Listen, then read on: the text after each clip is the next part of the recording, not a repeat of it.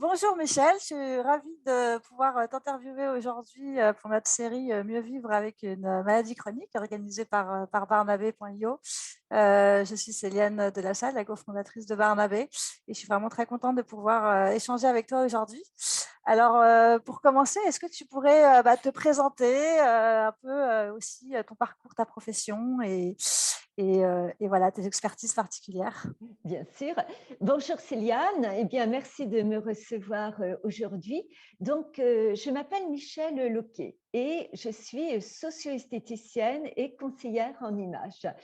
Voilà, de base, j'ai fait des études d'esthétique, pas du tout pour travailler, enfin, pas du tout pour devenir socio-esthéticienne, puisque mon objectif était d'aller travailler en thalassothérapie. Donc, j'ai fait une spécialisation corps après mes études et au final, je n'ai pas du tout travaillé en thalassothérapie. J'ai travaillé dans de l'esthétique et après, j'ai eu un institut de beauté. Donc, je l'ai vendu pour reprendre mes études et devenir socio-esthéticienne.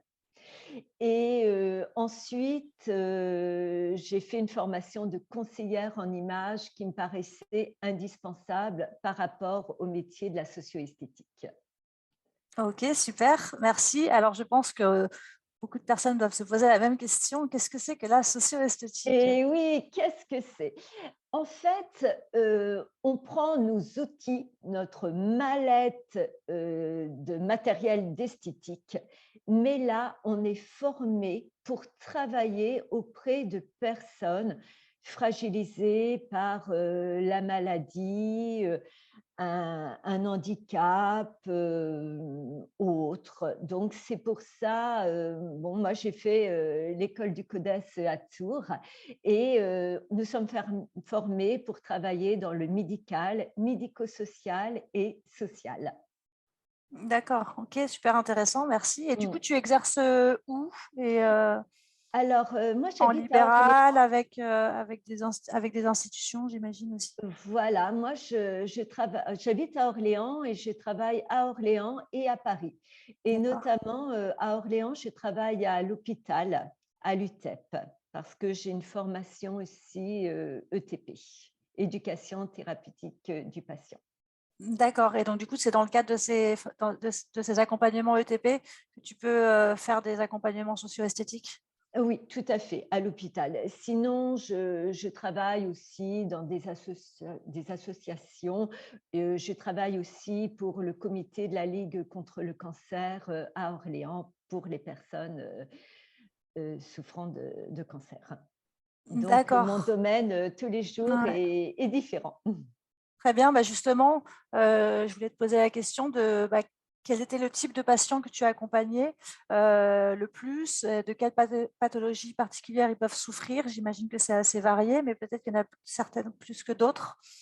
Tout à fait. Alors, effectivement, quand j'interviens à l'UTEP, là, ce sont des patients, qui souffrent d'obésité.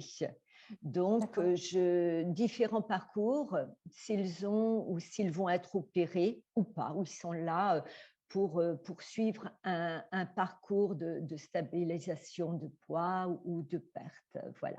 Mais sinon, alors évidemment, quand je travaille, pour le comité, de la Ligue contre le cancer, les patients, souffrent, d'un cancer, hein, d'une tumeur. Et sinon, je travaille à Paris. À Paris, je travaille pour des personnes en précarité. Et là, je rencontre aussi des personnes qui ont différentes maladies chroniques. D'accord. Et dans ce cadre, quelles sont les problématiques que rencontrent ces patients qui font qu'ils ont besoin des accompagnements que tu proposes? Eh bien, en fait, quand une personne est malade, souffre d'une maladie chronique, souffre d'obésité, de surpoids, là, la personne perd son estime. Quand nous sommes pas bien, en fait, on n'a pas envie d'aller vers les autres. Bon, je fais beaucoup d'ateliers pour les personnes qui souffrent d'obésité, de surpoids. Le miroir. Le miroir, là, devient l'ennemi. Tout le monde essaye d'éviter les miroirs. Pas toujours facile, mais c'est un petit peu quand même l'objectif de certaines personnes. Mais là, il n'y a plus l'envie de s'habiller, plus l'envie de prendre soin de soi. On a envie de cacher son corps. En fait, comme devenir invisible pour soi, invisible pour les autres. Mais quand on devient invisible, comment peut-on s'aimer? Mhm. Comment peut-on avoir une confiance en soi? Comment peut-on avoir de l'estime de soi? Et là, eh bien, malheureusement, c'est l'isolement, plus l'envie, et c'est difficile. Et c'est là où j'interviens. D'accord. Merci. Et est-ce que l'entourage est impliqué? Oui, oui, parce que bah, souvent, une personne qui a ce manque de confiance, qui ne s'aime plus, n'a plus envie d'aller vers les autres. Donc, ça devient difficile pour tout le monde. Ouais. OK. Et du coup, est-ce que tu peux nous parler donc, de ton approche pour ces personnes, Hein. de l'accompagnement plus concrètement? Comment ça se passe et qu'est-ce qu'on leur propose? Donc, alors si on va peut-être parler un petit peu quand j'interviens sur Barnabé, en fait, Oui, en visio, hein, avec plaisir, voilà, ouais. hein, parce que, bah, il y a aussi, on peut intervenir, en visio. Donc, moi, j'interviens pour Barnabé, depuis avril 2020, hein, depuis ce Depuis la 1er création de depuis le Barnabé. et ouais, et oui, on pensait que ça allait durer que 2 mois. Et voilà, on est toujours là, et c'est bien parce que pour nous, c'était nouveau aussi, hein. Ouais, ouais. Moi, de la visio, si on m'avait dit un jour qu'en socio-esthétique, j'allais faire de la visio, c'était même pas pensable. Et ouais, du jour au lendemain, on a trouvé des solutions. Donc, mon atelier s'appelle Prendre soin de soi. Toutes les personnes peuvent me retrouver le dimanche à 11h. Voilà, c'est notre rendez-vous du dimanche de 11h à midi. Et là, en fait, il y a différents thèmes. Parce que quand on prend soin de soi, on ne va pas prendre soin que de son visage, que de ses mains. Non, on prend la personne dans sa globalité. Alors, qu'est-ce qu'on a? On a un visage, des mains, des pieds, des jambes, etc. Donc là, à chaque fois, tous les dimanches, en fait, il y a un thème. Déjà, prendre soin de soi, de son visage, se réapproprier son visage, réapproprier son corps, avoir envie et le plaisir. Comme j'ai toujours, prendre soin de soi, c'est un plaisir. Déjà, connaître la nature de sa peau pour savoir quelle crème je dois mettre. Ma peau, elle est Mmh. grasse, elle est sèche, elle est sensible, etc. Et, et donc, tous les dimanches, c'est un rendez-vous différent pour savoir les produits qu'on doit employer par rapport à sa peau. Aussi, après, on évolue du conseil en image pour connaître les couleurs qui vont nous valoriser, qui vont nous donner bonne mine, le maquillage, la forme du visage, etc. Comment D'accord. s'épiler les sourcils. Tous les dimanches, il y a des thèmes différents, et aussi, avant tout, avoir le plaisir de prendre soin de soi et que le miroir redevienne un ami. Tout à fait. C'est dans le cadre des ateliers de Fabrique ta santé. Tout à fait, tout à Voilà, fait. dans le cadre de Fabrique ta santé, sur Barnabé. Super. Et dans ces ateliers collectifs, combien de personnes environ peuvent être sur une séance? Oh, Est-ce qu'il il y a peut, en comment se général, passe une séance? une séance, alors c'est toujours un moment très convivial, hein. Il ne faut pas oublier qu'il y a des personnes qui me suivent depuis 2 ans. Voilà, c'est le rendez-vous du dimanche. Toutes les nouvelles personnes, hommes, femmes, sont toujours les bienvenus. Il y a une bienveillance, une joie aussi. chacun se donne ses petits trucs, voilà, se raconte, ouais, C'est ma semaine, un comment… temps d'échange entre eux. Voilà, un temps d'échange, mais vraiment toujours un moment convivial. Et puis l'objectif, c'est d'apprendre des choses, bien sûr, hein, Ouais. d'apprendre à s'occuper de soi. On fait des bains de pieds aussi, voilà, en fait, eh ben, on est chez soi aussi quelque part, c'est assez facile, on va chercher sa bassine, voilà, allez, tiens, moi j'ai acheté ça, regardez, j'ai un nouveau sel de bain pour les pieds, voilà, on prend vraiment, comme je dis, son matériel et on fait. D'accord. Et donc, ça s'adresse tout autant aux hommes et aux femmes Tout à euh, fait. dans les mêmes séances. Dans les mêmes séances. C'est mixte et vraiment, c'est très convivial. D'accord. Et, et du coup, les bénéfices, alors on en a déjà un petit peu parlé, mais est-ce que tu pourrais Mm. nous, voilà, un petit peu nous redire les bénéfices et l'expérience que tu peux ressentir des participants?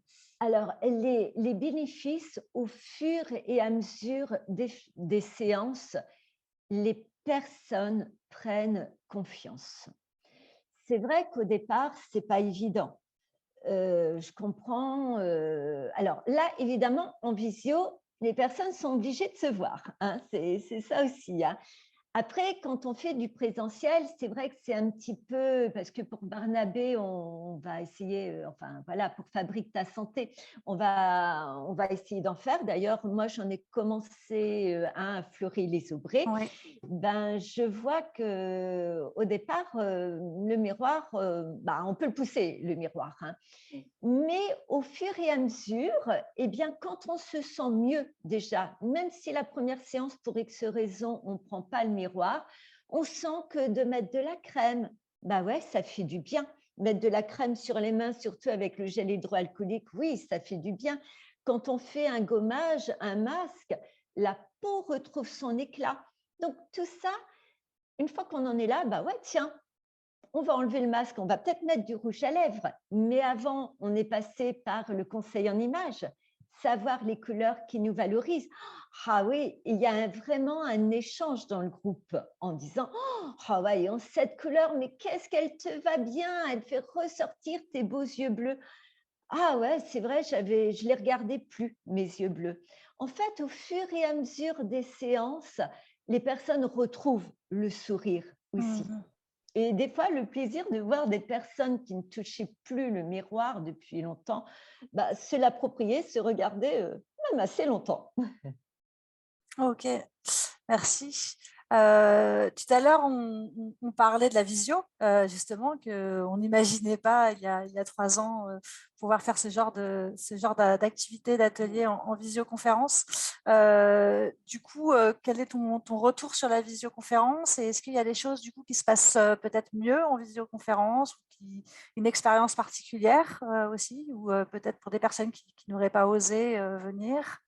Oui, il y a des personnes, des fois, moi je dis avant, vous m'auriez dit il y a 3 ans, enfin même quand Claire-Émilie Olivier m'en a parlé, hein, vous l'aviez vu aussi en visio, je lui dis: «Mais attends Claire-Émilie, mais moi je ne peux pas faire ça, tu ne te rends pas compte, c'est pas possible, c'est pas possible». Mais si, donc bah, là, ça a été bien aussi. Je me suis dit: «Bah, il faut que, je travaille effectivement différemment». Donc, je ne dis pas que les premières séances, j'étais au top, je ne pense pas, mais maintenant, tout se passe aussi bien que dans le présentiel. Voilà, il a fallu bah, s'adapter, hein, et puis tout se passe bien. Il y a des personnes aussi qui, pour X raisons, ne peuvent pas se déplacer. Parce que aller à un atelier, ben, il faut y aller. Tout le monde n'a pas un moyen de transport. Il y a certains patients qui sont très fatigués par rapport à leur maladie. Mhm. Donc, ce n'est pas possible de se déplacer. Moi, je me souviens, bah, justement, sur Fabrique ta santé, un dimanche matin, une dame qui venait de se faire opérer, eh bien, on l'a vue, elle était à la clinique, dans son lit, et elle s'est connectée et elle a fait l'atelier avec nous. Voilà. Super. Vous imaginez bien qu'en présentiel, elle n'aurait pas demandé à l'autorisation à la clinique. Je voudrais sortir, voilà, et puis je reviens dans 2 heures. Non, pas possible. Donc voilà, ça c'est vraiment. Puis on voit des personnes vraiment fatiguées, voilà, qui ne l'auraient pas fait. Ouais, d'accord. Ok. C'est vraiment un Super grand, grand intéressant. plus, hein. Ah ouais, Ouais. un grand plus. Très bien.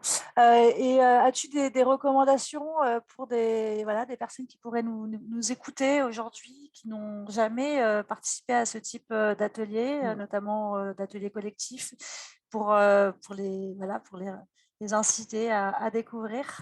Alors, en fait, effectivement, il y a des personnes, la visio, oh là là, ça fait peur, hein. L'inconnu fait peur. Mais même, c'est ce que je dis, la Ou première même fois, l'atelier de socio-esthétique. Oui. bien sûr.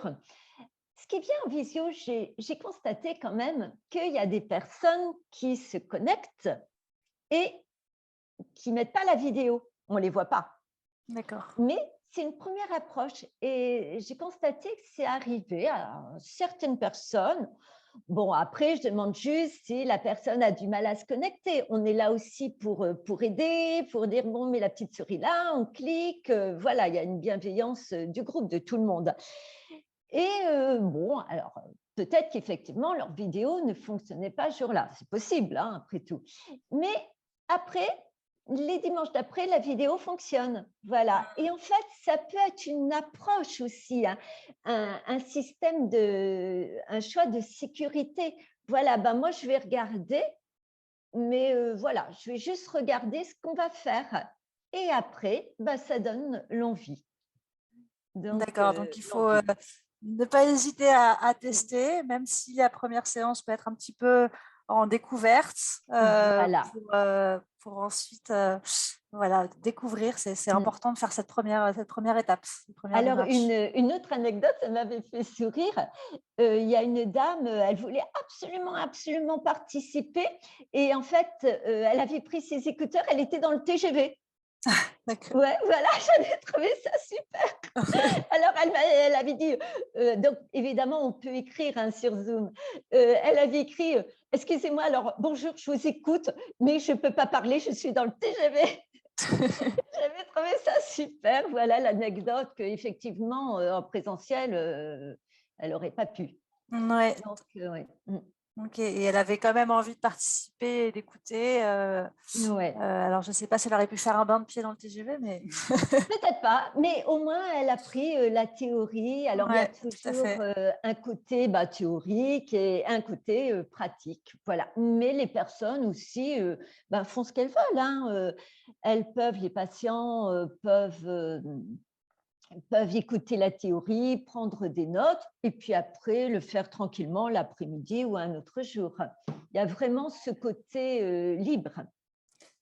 Ok, parce que donc dans le cadre des ateliers, il y a effectivement des choses qu'on fait en séance, et puis après, il y a aussi de la théorie pour que les patients, les personnes peuvent faire des Mm, choses chez soi, entre deux séances, et puissent continuer un peu mm. l'apprentissage Alors, en autonomie. l'objectif, effectivement, l'objectif aussi de la socio-esthétique, ce qui est différent de l'esthétique, c'est que les personnes soient autonomes, savoir le refaire.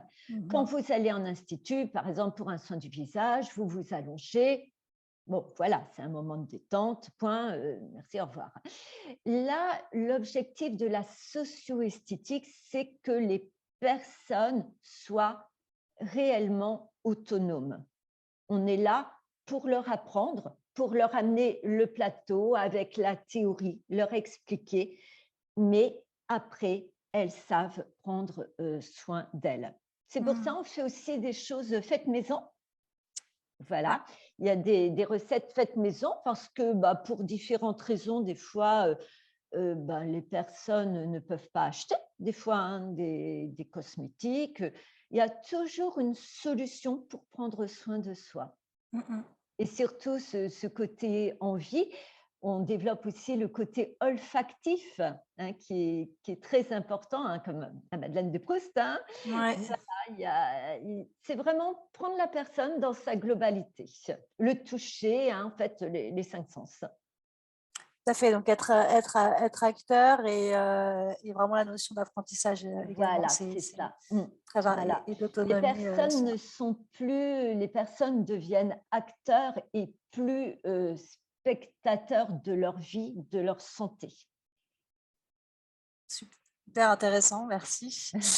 Euh, Est-ce que, merci en tout cas pour tous ces éléments, c'était vraiment passionnant et intéressant et ravi d'en savoir plus sur la socio-esthétique. J'ai quelques petites questions pour la fin et donc je voudrais savoir, j'ai 3 questions.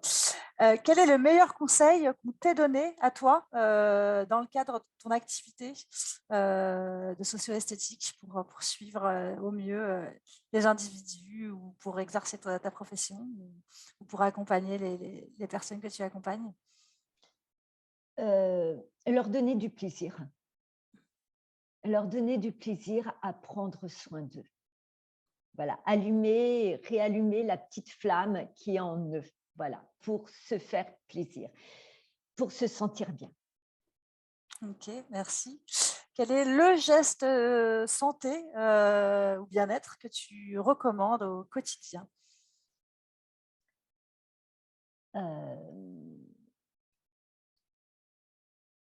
Allez, on va dire le matin, appliquer de la crème. Voilà, appliquer de la crème sur le visage parce que ça détend, appliquer de la crème sur les mains, voilà. Le toucher, c'est important.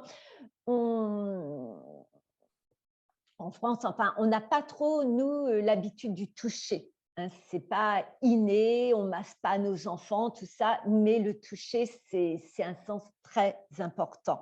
Et le fait de se masser va agir sur les terminaisons nerveuses, donc ça détend. Voilà, et pour, je dirais, bien commencer une journée, voilà, après la douche, on applique de la crème, c'est rapide, une crème qu'on aime, la texture qu'on aime, l'odeur qu'on aime. Et puis, le soir, on pense aussi, hein, pareil, comme je dis, c'est comme si on ne se lave pas les dents, hein, ça ne va pas.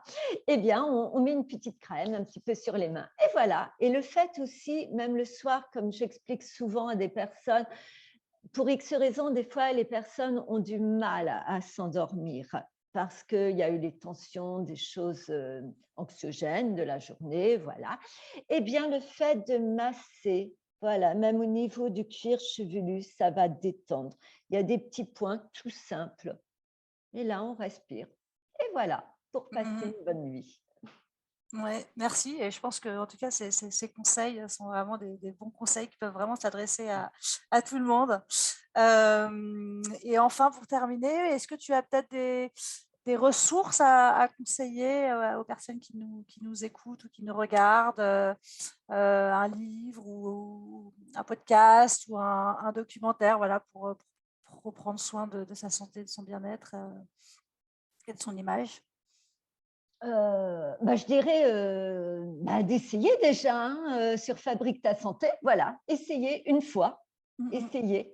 Parce que oui, il y a différents livres, il y a plein de livres, mais bon, allez, je Passer à dirais l'action. essayer. Ouais, ouais, ouais, passer parce que quand on lit, on est tout seul. Et puis quand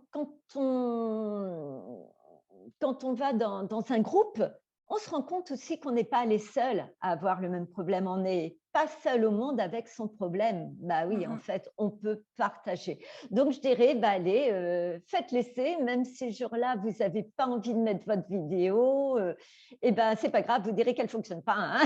Voilà. Mais essayez et même en une fois, vous apprendrez des choses. Super. Merci beaucoup, Michel, pour ce temps d'échange qu'on a Merci eu aujourd'hui. Céliane, On merci. est ravis d'en savoir plus sur toi, sur ta profession, sur ton Mhm. engagement et sur la socio-esthétique. Donc, effectivement, on encourage tout le monde qui nous écoute ou qui nous regarde à tester, Ouais, c'est à avec passer à plaisir. l'action. Hein. Je vous attends le dimanche matin, 11h. Voilà. Ouais, ok. Merci beaucoup, Michel. Merci À Céliane. bientôt. À bientôt. Merci à tous. Au revoir. Au revoir.